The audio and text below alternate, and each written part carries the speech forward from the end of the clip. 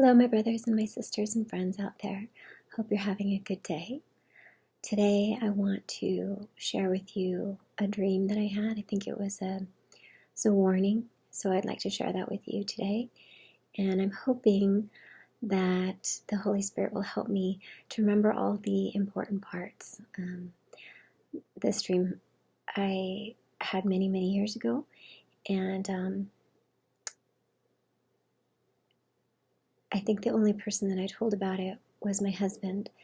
And now I'm going to share it with you guys tonight. So, in this dream, I was with my family, and we were all in this house, and it was a normal sized house, but in it, it was full of families. And everybody was together. They were eating and laughing, and there was a lot of joy in that house, a lot of happiness. And it looked like we were having like a neighborhood barbecue or a picnic of sorts, but it was at somebody's house. And when I think about it and I try to describe it, how many families were there, there's no way that we should have all been able to fit in a house that size, but we all did. And it was basically like a whole neighborhood getting together in one particular house, everybody eating, everybody, kids together, running around, laughing. We had plenty of room. And so it wasn't like a party that you would say, like a wild and crazy party. I didn't see any drinking, any smoking, any drugs, any crazy music. It was what you would think of as like a wholesome party, a wholesome get together. And I was there with my 3 boys and my 2 girls and my husband. And it just seemed normal. And then the evening came, and party was still going, and there was a whole room where everybody was sleeping, but it was sort of communal, like everybody sleeping on the floor, but everybody was going to sleep there, get up and continue the party in the morning. And that didn't seem weird to me. It sounds really weird when I say it, but it just didn't seem normal. We were all living together, eating together, and just enjoying each other's company. And I get woken up in the middle of the night, and something wakes me. Like I can feel physical hands, but I don't see anybody when I wake up. And I wake up, I recognize nobody's there to physically touch me. I look around, it's dark, it's quiet, everybody's sleeping, looks peaceful. And I wonder, why did I wake up? And at that point, I shoot up to the top of the house. And I don't know if I had my body with me or anything, but all I know is that I shoot up to the top of the house, and now I have a bird's eye view of the neighborhood. And it's no longer nighttime. Like when I looked around, it was night, middle of the night, I would say 2, 3 in the morning, silent. I shoot up to the top of the house, and from the top of the house, all I see is daylight. It was like daylight. And from the next neighborhood over, I see families getting taken from their homes. And it's going to sound really weird. It was a crew of Transformers. I know it sounds stupid, but it was the Transformer police cars, and there was a ton of them, at least a dozen, all lined up and down the streets. And then there were police officers, but they weren't human. They looked human, but when I could tell, like when I was looking at them, I just knew that there was no emotion, there was no mercy, there was no compassion. They were just doing their job, and like robots, going like they'd come up to the street, and then all of a sudden every house on that street had a pair of police officers, robotic things, shuffling them out of the homes. And I could see that from where I was on top of the house, and I could look over, and I was shocked. I was shocked by the organization. I was shocked by the efficiency. It's very, very efficient. And I could see all the little kids crying. I could see the parents crying.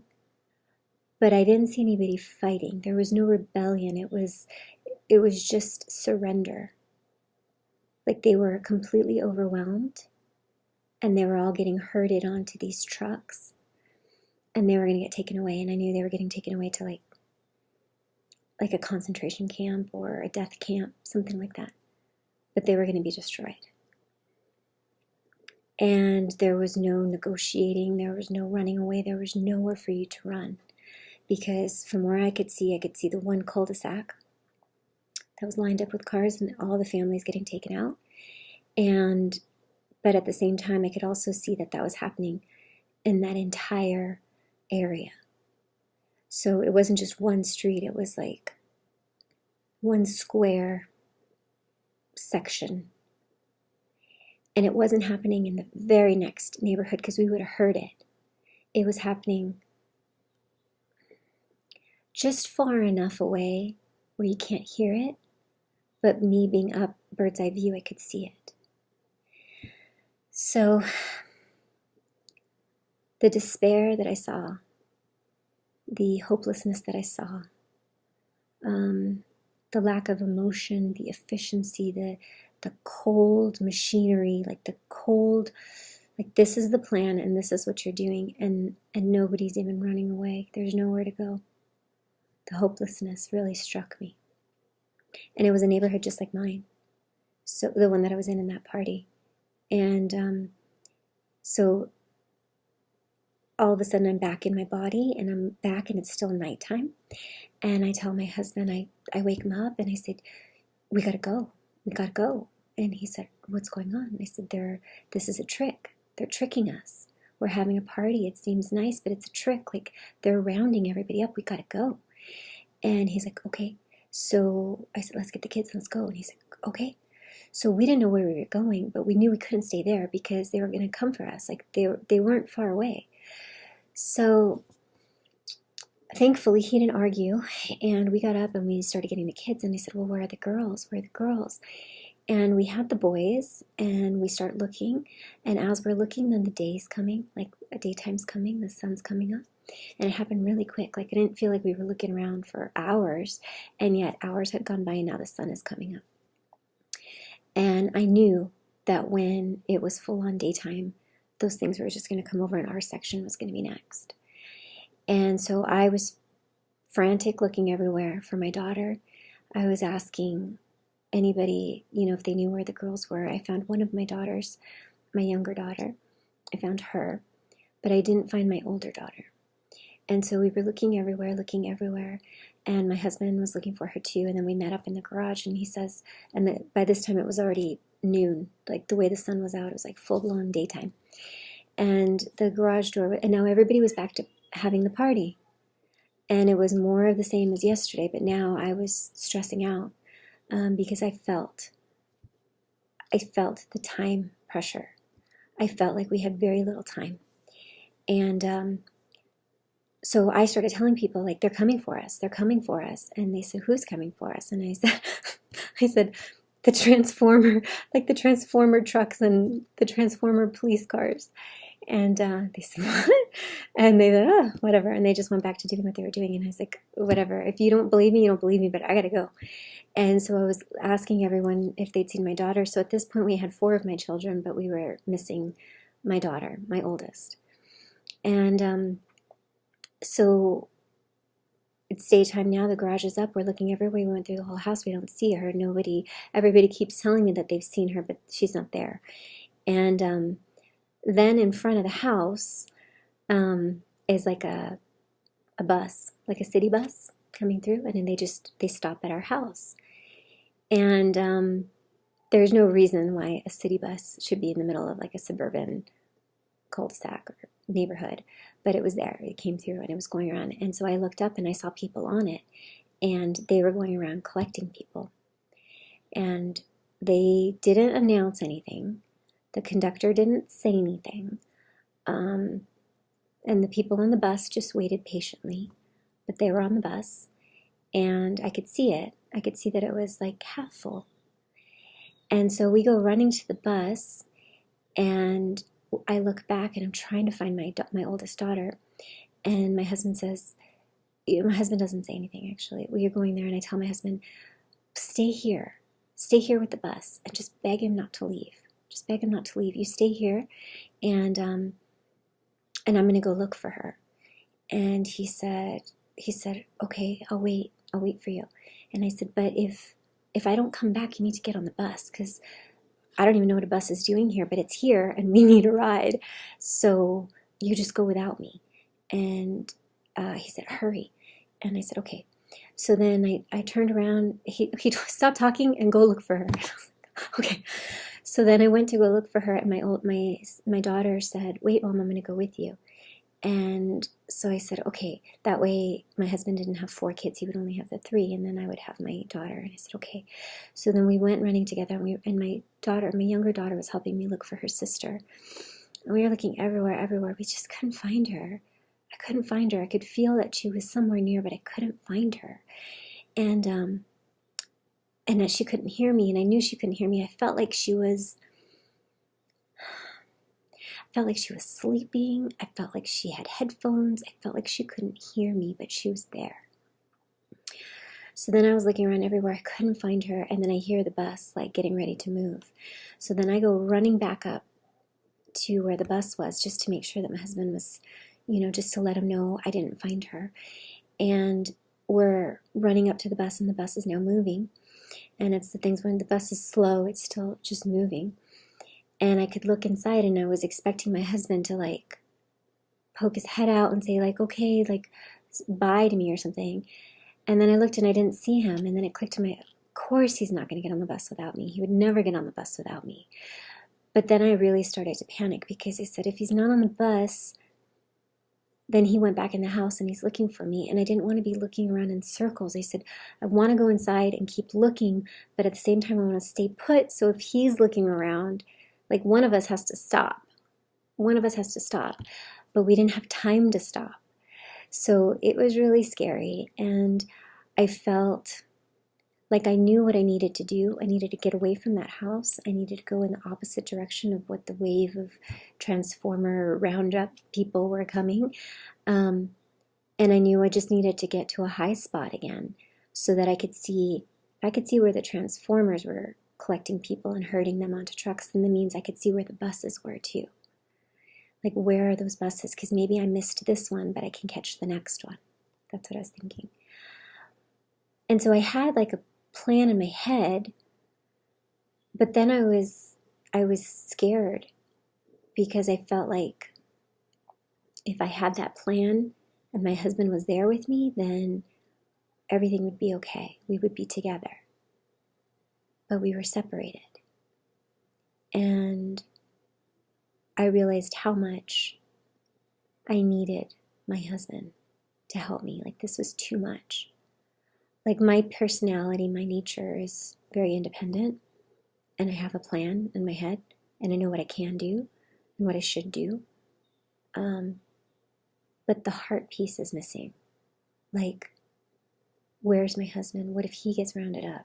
And it's my fault because I didn't find Isabella fast enough. And what if I wasn't paying attention? And when I get nervous, I can't see. So maybe I walked right past her. So I felt really responsible that my husband and my little boys didn't get on that bus. And then I felt responsible for my daughter, who was next to me, and she was about 10 or 11 at the time. And I had to be strong for her. But I just felt like if I could only find him, like together we could make it out of here. And so then I looked around and I woke up. That's how I woke up. And when I woke up, I realized I'm pretty strong on my own. pretty strong. And if I wasn't married and this was just happening to me while I was alone, I'd be okay. Pretty scrappy like that. But I'm not alone. I have a partner in this life. And I woke up and I woke up my husband and I was crying. And he said, "What's wrong?" And he gave me this big hug, like the kind of hug, like a very protective hug. And I couldn't tell him the dream because I was too emotional. But I told him, I told him I had a nightmare that families were getting rounded up and that we were going to run away, but we got separated. And he said, "That's terrible." He's like, "We would never get separated." I said, "We got separated." And I was crying, and I told him, you're my Transformer apocalypse buddy, so you can't go anywhere." And he started laughing, and he's happy because he knows me, and I'm sure my independent ways. I don't mean to hurt my spouse by being too independent, but I think that I do sometimes. And with that dream, I recognized how much value there is in teamwork, and that I needed to give my husband more credit, more love, more respect, more affection, because when push comes to shove, I need him. I need him to help me push through the really hard stuff. So, yeah, and so that was my dream. And so the reason I say that it's like a two-part thing. It's one part was just recognizing the strength in numbers and the hope that comes from numbers, because even if we all got rounded up, even if the trucks came for us, if I was with my husband, it would be less terrifying because family is so important. Family, your spouse, your children, like that connection to people, like together we can make it through. And so, respect them more, appreciate them more, put them higher on that list. Because I think when people are important to us, we tend to take them for granted, and it can be very hurtful to them, and we're just being careless with their hearts. So it's just something to think about. Another part, the reason I call it a warning, was because we weren't in a party. We weren't like in a crazy party where people are like, woo! We were somewhere doing what the world would call wholesome things, and yet we were still going to get rounded up. So the warning that I want to share with my brothers and my sisters and my friends out there is, you may know Jesus Christ, I may know Jesus Christ, I might accept him in my heart as my Savior, I may love my Father in heaven, but if in my life there's an absence, if my day goes by and there's no connection with my Father in heaven, there's an absence of God in my life. An absence of God doesn't have to be filled with all of the other end of the spectrum of all the really dark stuff. It doesn't have to, your life doesn't have to be super dark. Just filling up your days with things that have nothing to do with Jesus Christ, nothing to do with your salvation, nothing having to do with your relationship with your Father in heaven, that's enough to get you rounded up. So don't be deceived into thinking that you live a good life. You're a good person. I don't hurt anybody. I don't steal. I don't do anything. I mind my own business. That's fine. But that's not good. Good is filling your life with godly things. If there's an absence of God, it can't be good. Because our Father in heaven, he is like good personified. And so if your life has nothing to do with him, then don't be deceived. Your life is not good. So I just want to warn you guys, my brothers, my sisters, my friends out there. I'm not condemning anyone. I'm not trying to heap on guilt on anybody, but just something to think about. Try to focus on spiritual things. Try to focus on important things. Value your family. Value your spouse.